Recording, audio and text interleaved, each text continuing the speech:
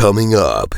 Is this type of, I'll start with you, Madame Lalancette, is this type of misinformation that's being propagated, in this case, by the Liberals and the NDP, is this part of the problem? Because certainly that's what the report's author suggested. You didn't disclose that up front. Your connections to the Trudeau Foundation, the fact that you have received a significant amount of research money specifically on the subject matter of misinformation and disinformation from none other than the Trudeau government, and you have come to this committee and presented yourself as an objective expert, even though you have provided a submission. If the government fails to act when it has what I would call certainly a moral duty, and I would actually say a legal duty to act, that is what we would in law often call an omission, right? A duty to act and a failure to act. We have common ground there, I take it?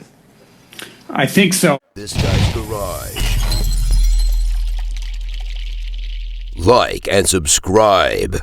The committee is resuming its study of the impact of disinformation and of misinformation on the work of parliamentarians. We're going to go to our 6-minute rounds. I've got Mr. Barrett, who's going to go first. Go ahead, Mr. Barrett, please. Quick question to both the witnesses, Madame Lalancette and Mr. Caulfield. Are you familiar with the news articles from August talking about a bot campaign backing the leader of the Conservative Party? Are you familiar with that? We'll start with you, Madame Lalancette, just if you can indicate yes or no. Yes. And Mr. Caulfield? Yes, and I'm familiar with other bot campaigns. So there was a ton of media, and I want to read one of the headlines. This is from CTV News. It says, Conservatives reject online bot allegation after Poilievre rally. So this article is set up, and it has the Conservatives denying a charge that's been made against them. Now, I want to fast forward you both to the 16th of August. No, we'll say the 28th of August, where a Canadian press story was published across different outlets. I'm looking at it in the National Post. And that one's titled, No Evidence, Conservatives Were Behind Social Media Bot Campaign That Praised Poilievre Study. And this study was done by the Canadian Digital Media Research Network. And their findings were that there was no evidence that indicate a political party or foreign entity employed this bot network for political purposes. So I just, with that precursor, I just, before I ask my question, are you familiar with that reporting that was done that I'm citing from the National Post? Mr. Caulfield? Yes. Okay, perfect. Yes, I am, but I don't know the depth of the issue. Madame Lalancette? I know the work of this research center, but I haven't read the report.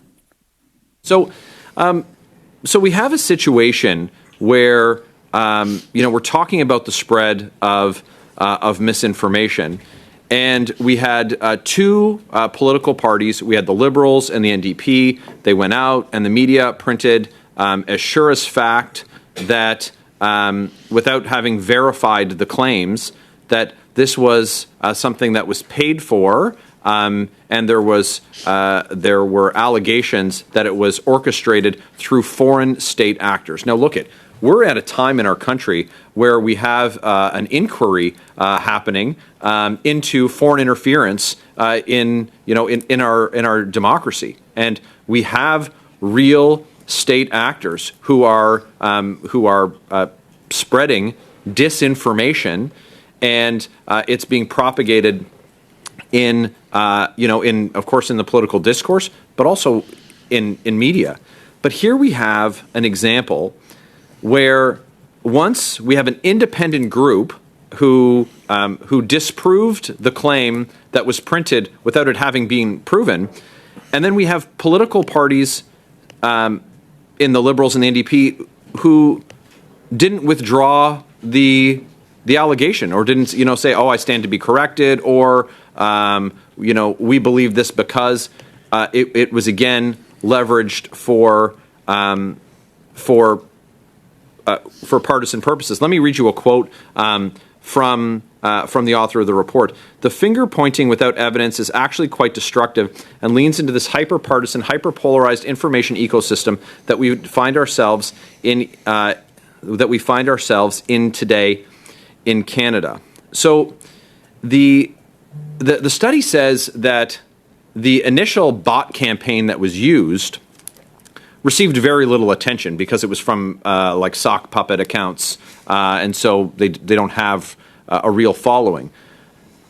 But it was amplified, with millions of impressions by people with political actors, Canadian political actors, who didn't have altruistic intentions, and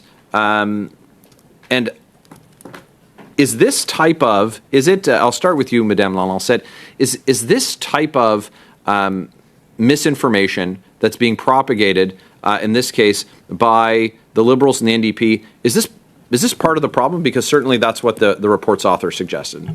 We have a minute. Yes, it is what I was talking about in my presentation. So disinformation comes not only from bots or foreign countries, but it also comes from the way political actors are communicating and want you to believe something. So they are communicating that they feel that this is foreign interference, that the party bought the bots in order to get attention. So yes, this is part of the problem, but it's not coming only from it's coming from everywhere right now in the chamber. It's not a party association. You can see it in every ways, I think. Thank you. Okay, thank you, Mr. Barrett. Mr. Caulfield, you'll have a time to weigh in. There'll be some other questions, I'm sure. Ms. Khalid. You had talked about specifically what are the tools that we can use to prevent that kind of interference within our democratic systems, and you had talked about teaching, but I also want to talk about accountability.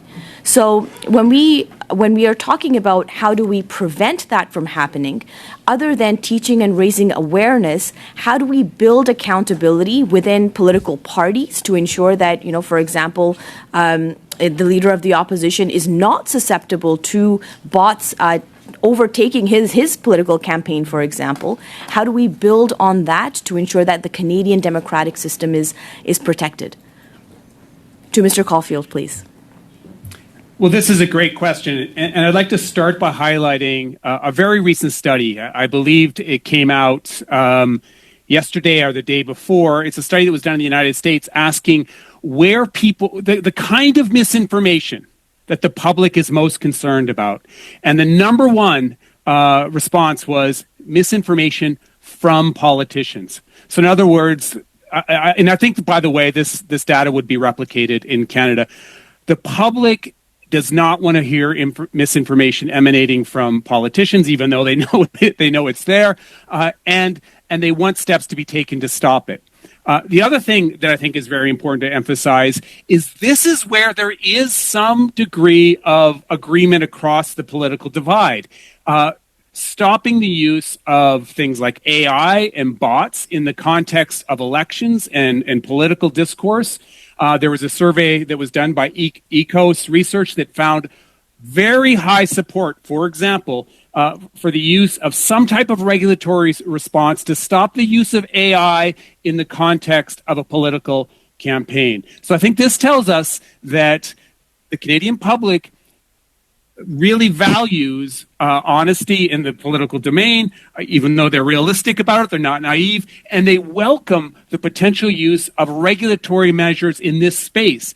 They're less comfortable with regulatory responses, or there's more of a divide when we talk about regulating misinformation, because that feels like infringement of freedom of expression, and there are genuine legal challenges there.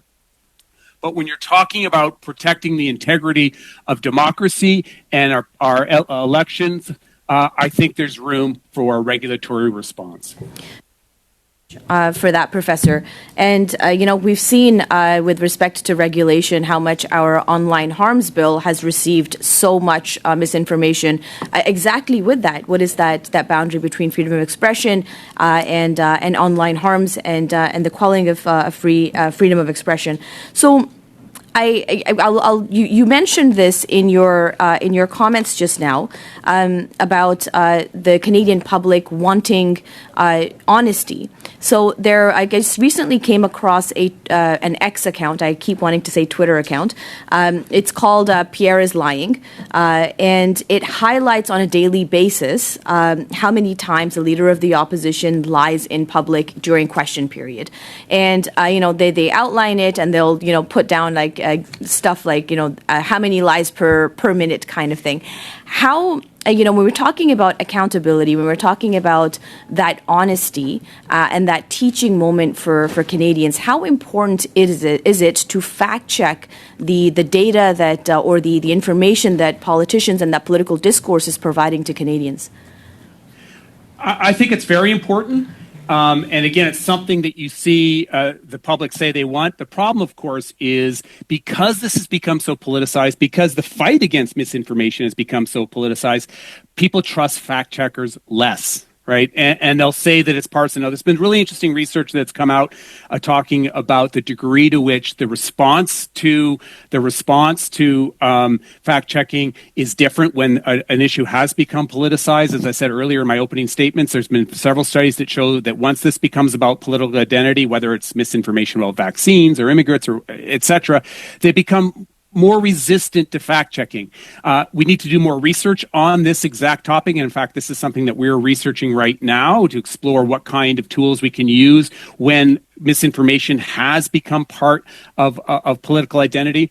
The other problem that's happening, of course, is that once a bit of misinformation becomes part of a political platform, it becomes an ideological flag. And once that happens, and we've seen that happen with, for example, vaccine misinformation, something that we study, again, it becomes very resistant to change. There is some suggestion of tools that can be used, such as pointing to what the scientific consensus says, the body of evidence actually says, and making it clear what that body of evidence is.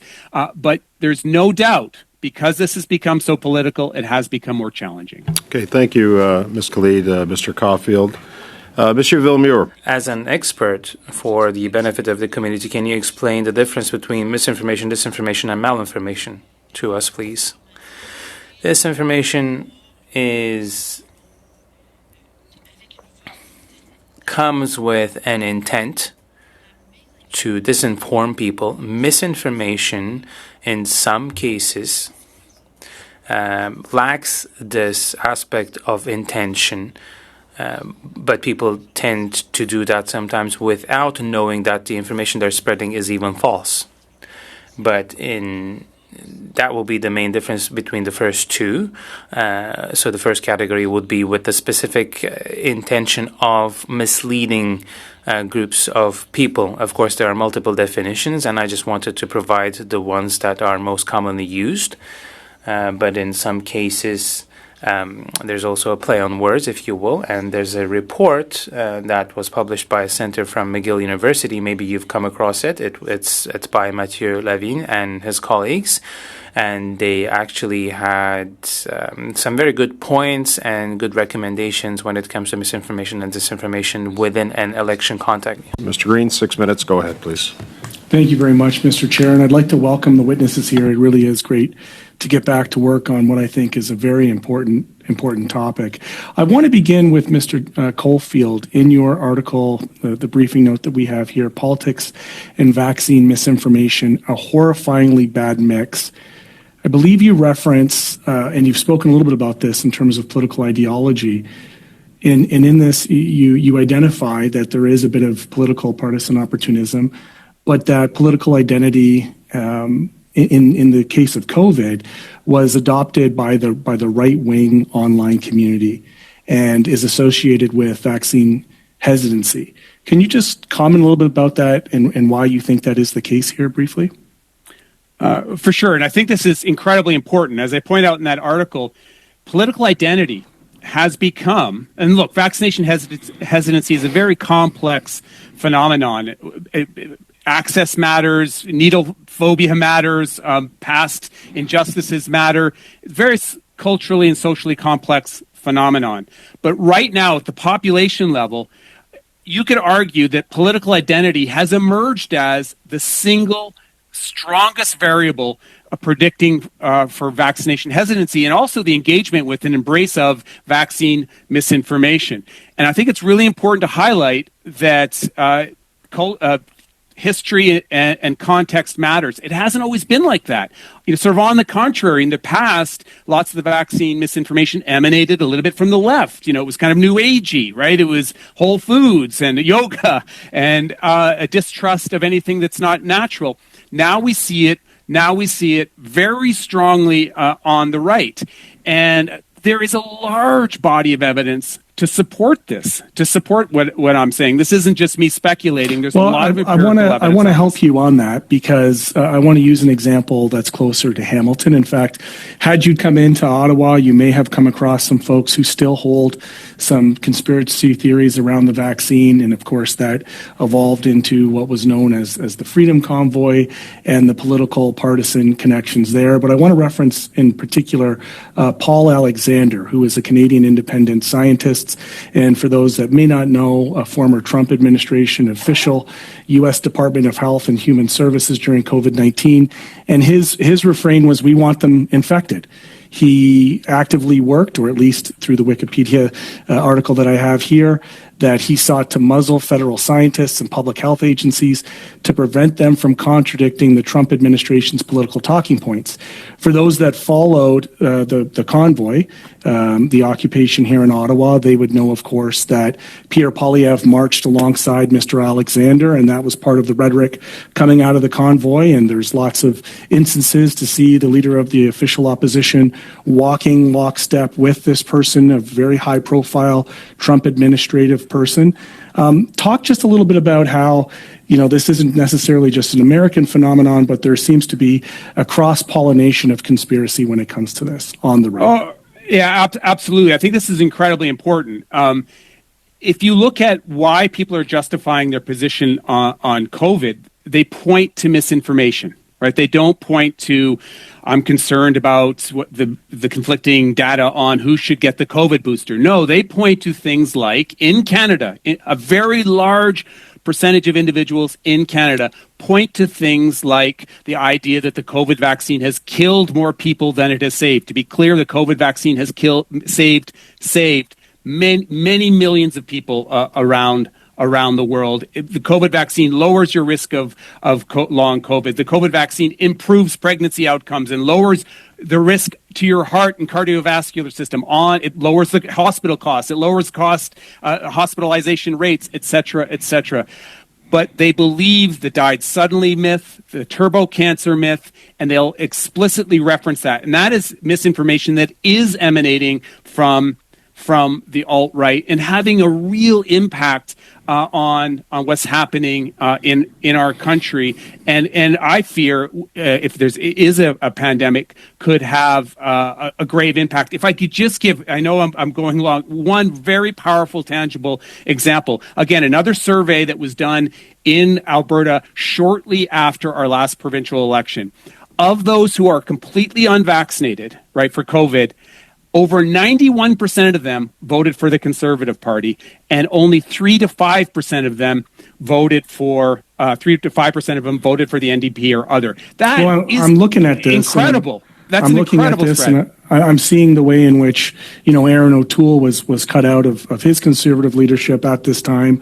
I'm referencing a tweet that's before me from Pierre Poilievre that says, "Today I walked alongside military veteran James Topp, who has traveled the country by foot for free choice." So again, these libertarian ideas about what freedom is.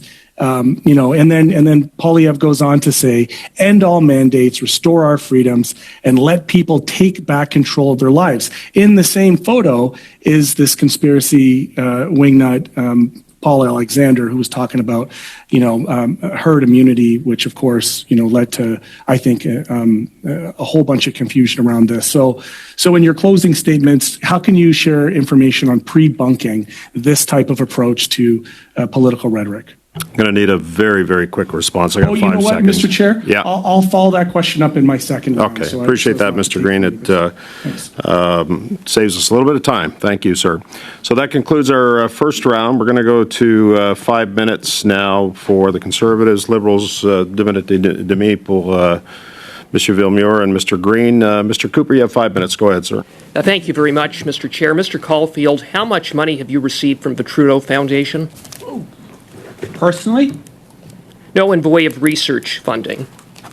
in 2012, I was honored to receive a Trudeau Fellowship, which is a peer-reviewed research award that is awarded. Just how much? Just how much? In 2010, I think it was $200,000, and that was for research purposes. And have you received any other remuneration from the Trudeau Foundation? No, in fact, since I'm going to say 2013, I've had very little to do with the Trudeau Foundation. I was involved briefly at the beginning of the pandemic. They had a pandemic response committee that I sat on. It involved academics from across the country, but I believed I sat on that committee for I think we had just a handful of meetings. And no money. Sorry to cut you off. 'Cause my time is limited. The committee that you're referring to was the Trudeau Foundation's COVID-19 Impact Committee. Is that correct? That's correct, and I received no remuneration for that. Thank you for that. How much money have you received from the Trudeau government in the way of research grants in the past 2 years to study misinformation and disinformation? So would this be from entities like the Canadian Institutes, the independent Canadian Institutes of Health Research? Government agencies, Trudeau government, how much money? So from the Canadian Institutes of Health Research, in 2020, I received, I believe, about $300,000 to study misinformation. This was a peer-reviewed grant, as you know, that's held by the university. I shared that grant with 2 other institutions, the University of Calgary and the University of Regina, and that money was used to support trainees and research. Okay, thank you. And then since... Yes, go ahead. Sorry. Go ahead, Mr. Caulfield, and you ended with since. Go ahead. Oh, and I'm also fortunate now I'm an advisor of an entity called Science Up First, and we've also received funding from the government. Again, I don't receive any personal funding. Thank you for that. Thank you for that. And I appreciate those answers, but I do want to ask you why it is that you didn't disclose that up front, your connections to the Trudeau Foundation, the fact that you have received a significant amount of research money specifically on the subject matter of misinformation and disinformation from none other than the Trudeau government, and you have come to this committee and presented yourself as an objective expert, even though you have provided a submission Mr. Cooper, to this committee. I have a point of order. Go ahead, Ms. Khalid. Thank you. And my point of order is on relevance. I doubt that this line of questioning deals with the expertise that Professor Caulfield brings to the table on this very important study. Thank you, Ms. Khalid. Yeah, and look, members know I allow a lot of latitude here and attitude when it comes to questioning. It's the member's time. Mr. Cooper has the right to ask whatever question he wants, as uncomfortable perhaps as those questions may be, or perhaps that some members may not like those questions. Mr. Caulfield, I'm going to let Mr. Cooper finish here, and then you can answer, sir, okay? Go ahead, Mr. Cooper. You have 2 minutes left. 2 minutes. Thank you, Mr. Chair. Mr. Caulfield, why did you not disclose that to the committee up front? I am fortunate to be an academic at the University of Alberta, and as an academic, I have a responsibility to try to bring in research grants to do independent research. As all academics, I receive grant funding from various sources that it's independent. I don't receive it personally. And that's how research is funded in Canada. And by the way, well, with the greatest of respect, taking back my time, I think it's highly germane that you were a fellow at the Trudeau Foundation. You received $200,000 plus from the Trudeau Foundation. You sat on a Trudeau Foundation committee as recently as 4 years ago, and you've been funded by the Trudeau government, and yet you come out and you present yourself as an objective expert when you have written hit pieces on Pierre Poilievre and the Conservatives and submitted a brief that singles out or largely singles out Conservatives as spreading misinformation and disinformation. I think this committee deserves better. Thank you very much, Mr. Chair. If I may comment. Yes, you've got Mr. 50 Chair. seconds, Mr. Caulfield. Go ahead, please. I am fortunate to have received most of my research grants, the largest research grants, under the Harper government. And I have continued to by far, by the way. So I suppose I should have disclosed that also. I endeavor, when I write pieces about the politics of misinformation, to make it very clear that misinformation happens historically, contextually across the ideological divide. And I do my best to represent exactly what the research says. And I think it's very important to understand the role of politics and ideology in the spread of misinformation right now. It isn't easy to hear that stuff, and I do try to be, as much as possible, not to be partisan about this, but this is a very important topic, and we have to be open-minded about the role of politics. Thank you, sir. Mr. Souza, for 5 minutes. Go ahead, please. Thank you, Chair, and thank you to the witnesses. I appreciate the clarity, the clarification in terms of funding to universities from various governments and how important it is to maintain science and research on an ongoing basis in order to stay ahead of the curve. And I say that with all due respect because when I was in the Baltics last year, I visited Estonia and Latvia, and I saw with discussions with them and with American and Canadian forces dealing in NATO in those countries, the high degree of cyber threats and cyber security, the relevance of ensuring that we are on top of misinformation appropriately, and the targeted effects that, in this case, the Russian government and the Chinese government were playing a role in Western society. And I was very encouraged by the reactions or the defense measures being taken, but also extremely concerned by the degree at which it exists now in Canada as well. So my question to you, Professor Caulfield, are there lessons learned from other countries that are leading the way, especially given the high degree of hostilities that are now before us? I think there are lessons to be learned, and I'll just draw on one, because I think this is one that is more politically palatable, politically neutral, and that is the teaching of critical thinking skills and media literacy. This is a strategy that can be content neutral, because what we'll be doing is giving our citizens the tools to discern, to cut through the noise themselves. And a very good example of that is Finland, where they teach critical thinking skills extremely early as kindergarten. It's hard to study this well because there's so many relevant variables, the quality of the education system, socioeconomics, etc. But there have at least been some studies that have shown that strategy adopted by Finland has made them particularly resilient to the spread of misinformation.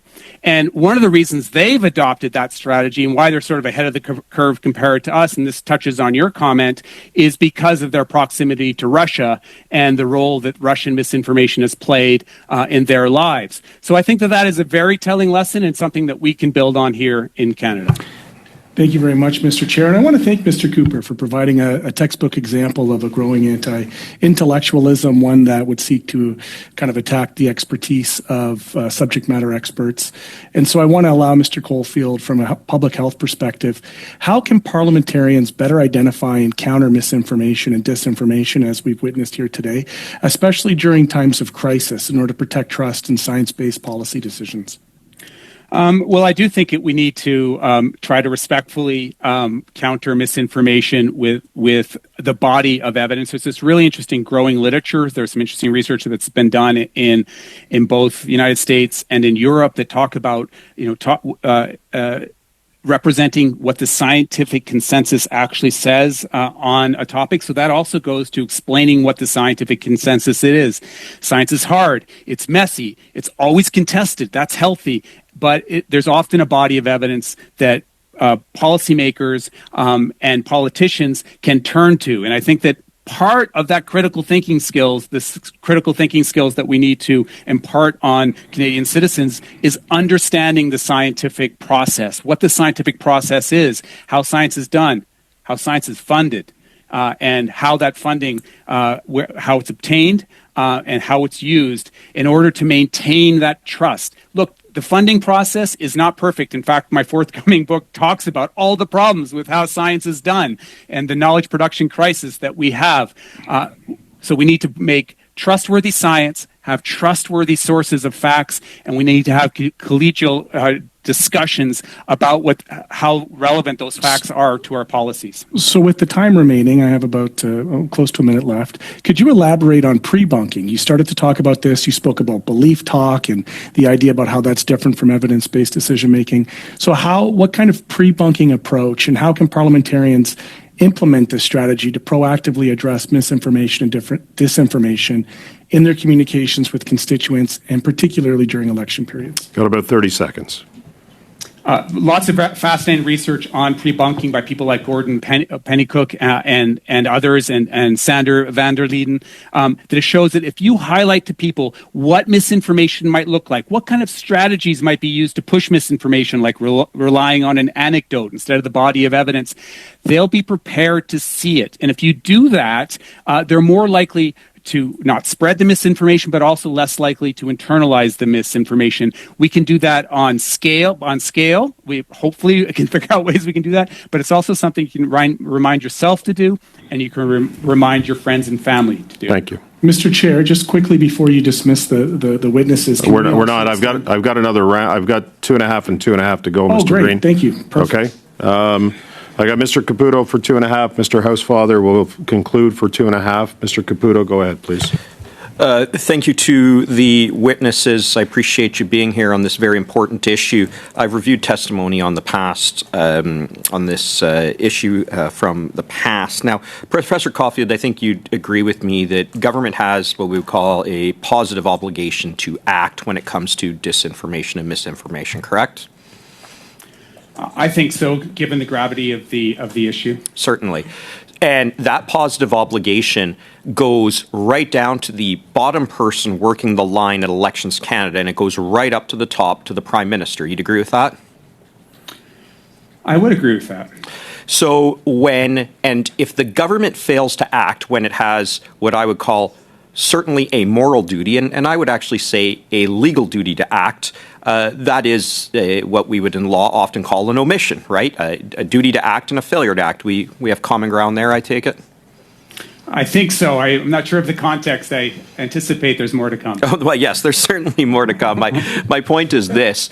We have a situation where one of our former colleagues, Kenny Chu, is no longer here, and there is clear evidence of misinformation.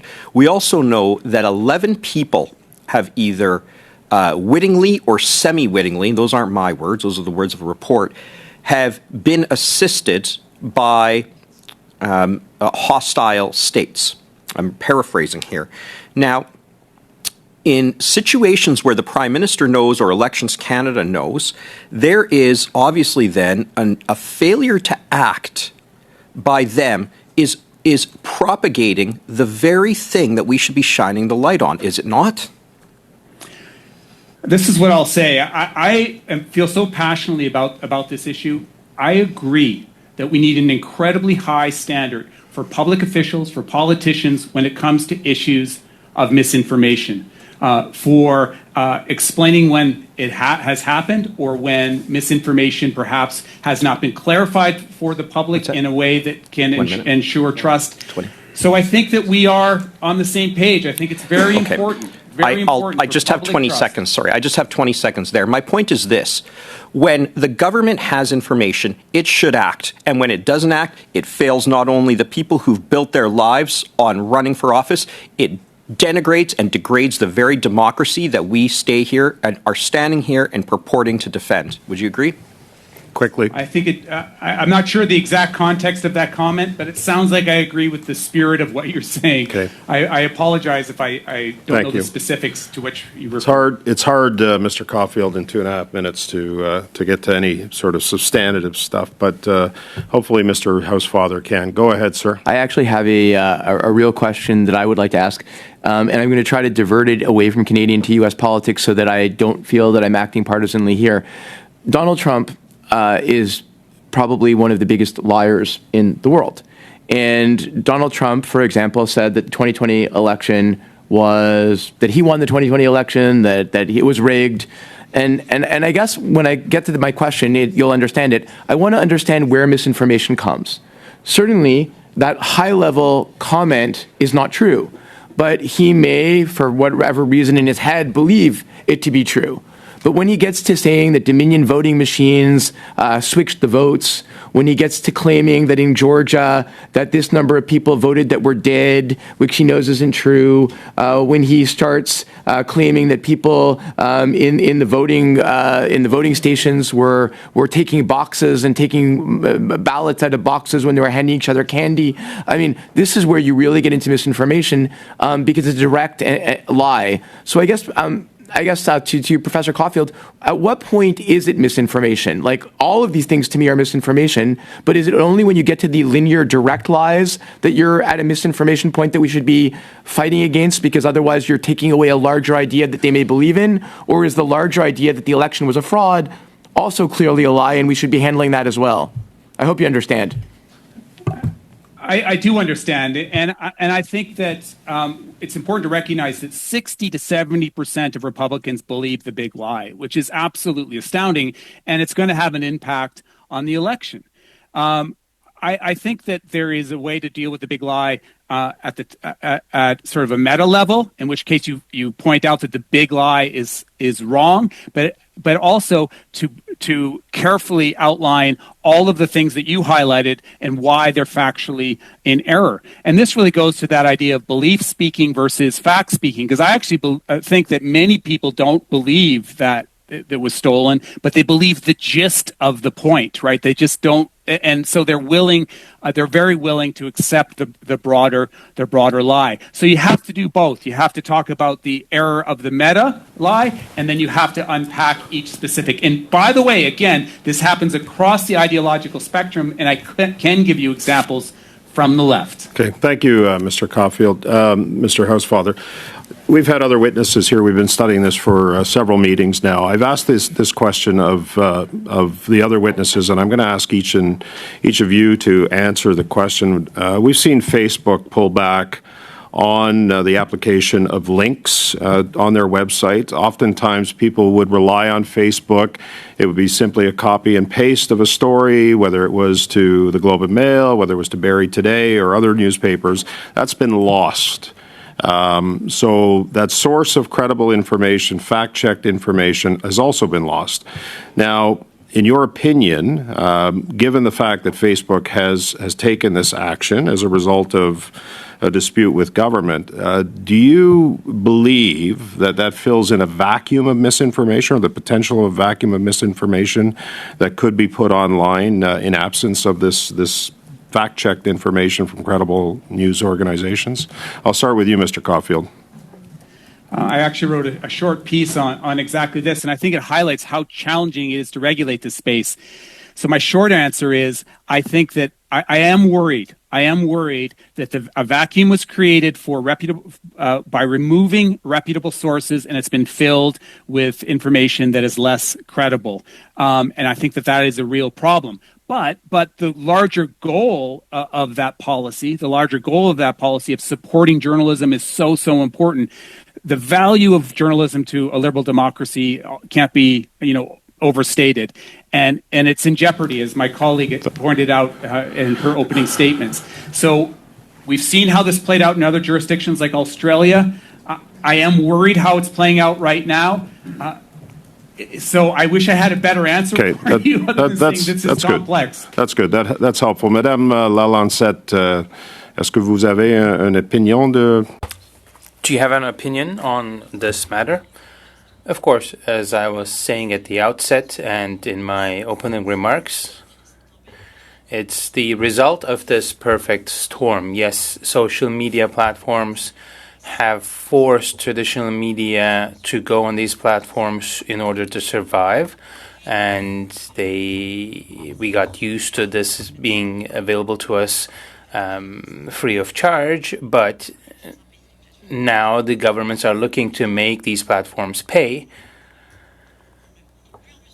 but we're not able to get the reliable information of media outlets through these platforms. And this does create a problem because people go on these platforms, and research has shown that people had a tendency to read the Globe and Mail, La Gazette, and the Devoir, and other resources on Facebook, but now they cannot do that. They rely on influencers who abide by no media or ethics code or behavior code, such as is the case for journalists. Thank you, Mr. Lancet.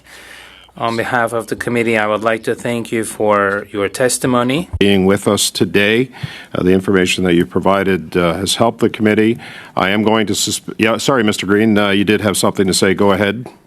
Yeah, it's often the case, Mr. Chair, as you'll know, that these conversations provide an opportunity for witnesses to perhaps respond in writing for answers that they may not have been able to put into their brief time. So I would just like, through you to the witnesses, to encourage them that if there were topics raised, facts, figures, studies, recommendations that they feel would be for the good and welfare, to put it to us in writing for consideration at the report writing stage. Yeah, thank you for that, Mr. Green. Mr. Caulfield, Madame Lancet, if there's anything at all in addition to what you've spoken about today, I know an hour goes by really quick, that you can provide the committee to help in its deliberation and presentation of this report to government, I would appreciate if you could send that to us.